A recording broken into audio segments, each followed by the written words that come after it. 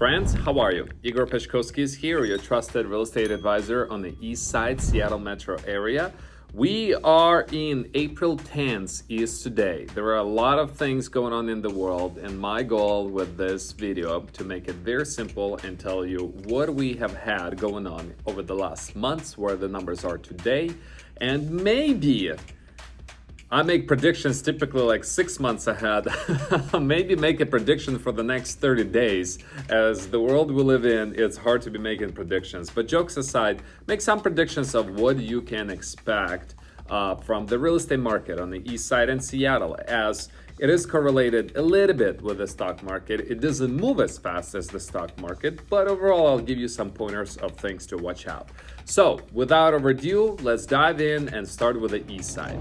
So first things first, I always want you to remember that it is all about the inventory. The inventory on the east side, we are at 1.1 months of inventory.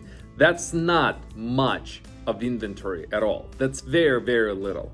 And when things are uncertain, you'll see less of inventory overall. The reason for it, you have to remember, for the market to make a big adjustment, big shift, crash, you name it, there has to be like 4 or 5 months of inventory. There are a lot of inventory that's supposed to come on market. And in today's world, why we would have that inventory, I'm not sure. Think about it. There are a lot of folks on the east side that bought their homes like 30, 40 years ago. They're not really affected in the stock market. They're not going anywhere. They're just happily live in their homes. At the same time, there are a lot of folks recently that bought their homes in the last 5 years, or refinance if they haven't bought, recently, at all great 3% interest rates. So these folks are not rushing to put their homes on market unless they have to. So I don't think that we will have a big adjustment in the inventory count while there are still a lot of buyers out there on market. We are at 1.1 months. That is some, but little inventory, and it's probably going to stay the same. And with that being said, we are looking at the median price to stick right around 1,710,000. So it is a slight appreciation year over year, which is interest rates are pretty much the same as they were a year ago. 1.7 is really expensive.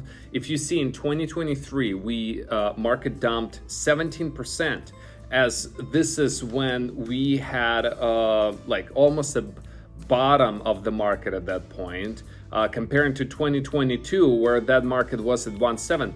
March and April of 2022, this is when market hit the peak. This is when interest rates were 3%, and we are today 6.5% interest rates, and the median price is the same. That tells you the story of how resilient this market is, regardless of the stock market. That is pretty remarkable to see. And obviously we'll make our predictions where we go from here, but 1.7 million, this is what the median is today. I'll make sure to speed up, don't you worry. So when it comes to over asking, homes that sell over asking, spring is the hot time. We always say that there is the seasonality. Summertime, things slow down. Second half of the year, things slow down even more. But the equity gaining months typically is the spring. Between January and June, this is when we see equity rise. And as you see, months over months, February to March, 54% of homes on the east side sold over asking, with the median percentage from original list price is 6%. Meaning, like, there are buyers out there with 6.5% interest rates, mortgages, right, on the east side, and half of the homes, a little bit more than the half, still sell over asking, with another 18% sell at asking. That means this is a very, very, very strong market.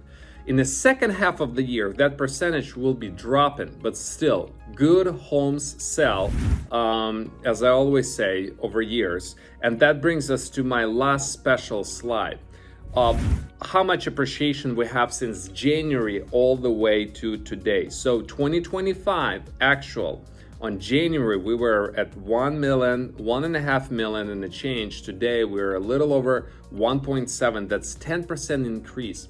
So you see the market moves at 10% equity appreciation over the last 4 months, and second half of the year that could drop a little bit and kind of level off by the end of the year. But still, that is remarkable to see how strong that Eastside real estate market is. With that being said, let's look into Seattle. Okay, my dear friends, let's look into Seattle. Seattle is a beast of its own. There are a lot of inventory there. There are a lot of younger buyers. I love coming to Seattle every single time. I'm like, man, young people. I'm still young, but it's just different, more vibrant city versus Bellevue or anything on the east side. So let's look into the inventory. 1.2 months, not much. As you've seen, like when the inventory gets to 0.3 of a month, like it was in 21 and 22, that's insane. 1.2, it's better. It's still not enough of inventory. Like it is still seller's market. Homes might sell still in like 1 to 2 weeks, but that's really fast. I mean, the rest of the country, it might take 5 to 6 months to sell a home. Like 1 to 2 weeks is insanely fast. And even sometimes when we feel like, oh man, like the home been on the market for 2 weeks, like, man, like that's fast. So 1.2 months of inventory is a robust seller's market. Median price, $1 million, 8% year over year appreciation. And look again, 2022, the median was at 970. Those are the rates again at 3% interest rates. Today, 6.5% interest rates, $1 million. I mean, does that say something? Like, wow. So over asking, 43% of homes sell over asking. As I always say, ask any buyer, hey buyer, what kind of home do you want? Well, the best one. Well, when the good one comes on market, there is a 43% chance that it might escalate on the price. Nothing too drastic. You have to be ready. You have to have your financing approved and dialed, and you have to work with a professional to get you that home, but they do sell. And if we look 5-year comparison, again, from where we were in January 1st, 12% appreciation in this first half of the year, right? I mean, it's not quite half yet, but we're getting there in this first quarter and a half. And you could see the historic trends. I do believe these numbers will slow down a bit, right? Towards the end of the year. So they will as the norm for the year. And we'll discuss now like the stock market and all. But overall, these are still very, very strong numbers. All right, my friends, the question is always in the times of uncertainty, right? Which what we have now, and I believe we'll have for a little bit. The stock market is the one that reacts fast. It's easy, it takes a day, right? Stocks go up, down. What we know is not going to change. I think the volatility is not going to change in the next 2 weeks to a couple of months. I mean, I talk to very many smart different people that have different opinions, but all agree like the tariffs, the way we have them. I mean, we cannot have those tariffs like that like for a really long time, because it will definitely send not just us, the remaining of the world, into a deep recession. So I think things will work out, the negotiations will take place. However, the real estate market doesn't move as fast, and the real estate market has different tiers. So when it comes to the high-end tier, which I'd say 3 million plus, that one could be affected the most, right? Because 5 to 10% price drops in that market is a significant amount of money to either builder or homeowner or you name it.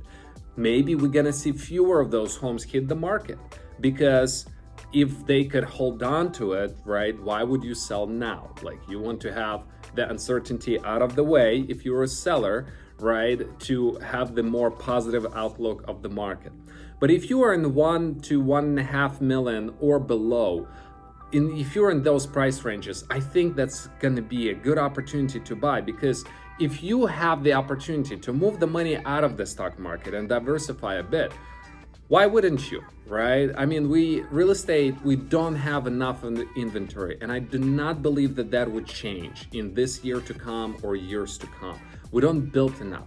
Folks are really tied up with their homes with 3% interest rates, or they've been there forever and they really have no place to go. I do not expect the stock market or tariffs to change that, because these things do not directly correlate, right? So if you're a buyer, just focus on buying the right real estate. If you're looking to live in a place for 5 to 10 years, it's not gonna matter at all. If you're the seller, and you can hold on to your real estate, just wait a little bit for things to work itself out with these tariffs. I would suggest probably just to wait a bit, and we'll be just back to feeling normal again. So my advice to you is just work with a professional, see what you're buying and at what price versus then when. Market is extremely difficult to time, right? I feel like it's impossible to time. So buy whenever you're ready and sell whenever you're ready. That's as simple as I could put it for you. And whenever you have any questions, call us, reach out, share this video with your friends, comment, and I'll see you next month. Bye-bye.